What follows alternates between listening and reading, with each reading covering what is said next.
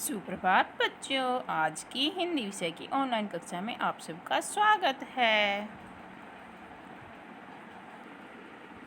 बेटा हम पढ़ रहे हैं अध्याय 1, जिसका नाम है सबका प्यारा घर।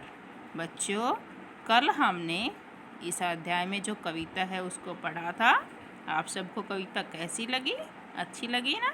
ओके, तो आज हम बेटा इसके अभ्यास में थोड़ी सी बातें में कुछ प्रश्न उत्तर दिए गए हैं, उन्हें करेंगे। ठीक है, तो आइए देखते हैं प्रश्न।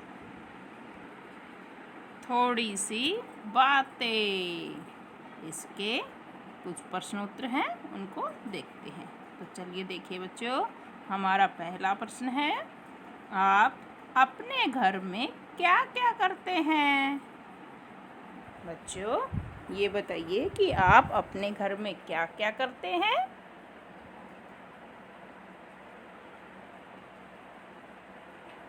खेलते हैं, पढ़ते हैं, सोते हैं, इस तरह से जो जो आप कार्य करते हैं वो लिखेंगे। ठीक है, हमारा अगला प्रश्न है, आपके घर में आपके अलावा और कौन कौन रहता है? बच्चों हमने कविता में पढ़ा था कि हमारे अलावा घर में और कौन कौन रहता है ना? तो उनके नाम लिखेंगे आप। अगला प्रश्न हमारा, आपके घर के आसपास कौन कौन से जीव जंतु रहते हैं? बेटा घर के आसपास आपको बताना है कि कौन कौन से जीव जंतु रहते हैं। ठीक है, उनके नाम लिखेंगे।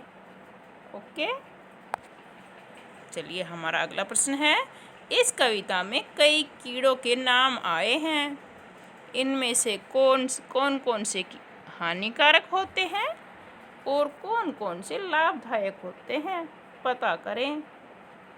बच्चों हमने कविता में पढ़ा था क्या कौन कौन से कीड़ों के नाम आए थे, बताइए। तो आपको ये बताना है कि उनमें से कौन से कीड़े हानिकारक हैं और कौन से कीड़े हमारे लिए लाभदायक हैं। ओके, तो इन प्रश्नों को आप बहुत अच्छे से कंप्लीट करेंगे रफ नोटबुक में। ठीक है, और इसके साथ ही बच्चों आज हम एक अभ्यास पत्र भी करेंगे। तो चलिए देखते हैं अभ्यास पत्र को। अभ्यास पत्र 2, इसमें क्या करना है आइए समझते हैं। क्या कविता में आप कवि के विचारों से सहमत हैं? अगर हाँ तो क्यों, और नहीं तो क्यों नहीं? बच्चों आपने कविता में पढ़ा था कवि क्या कहता है?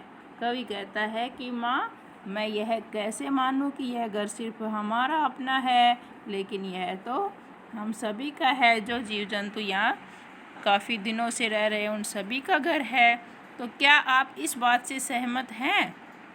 अगर हैं तो क्यों, और अगर सहमत नहीं है तो क्यों नहीं है? इसका आंसर आप इसमें लिखेंगे।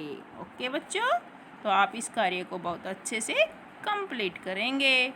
ओके बच्चों, सभी हंसते रहिए, स्वस्थ रहिए। धन्यवाद।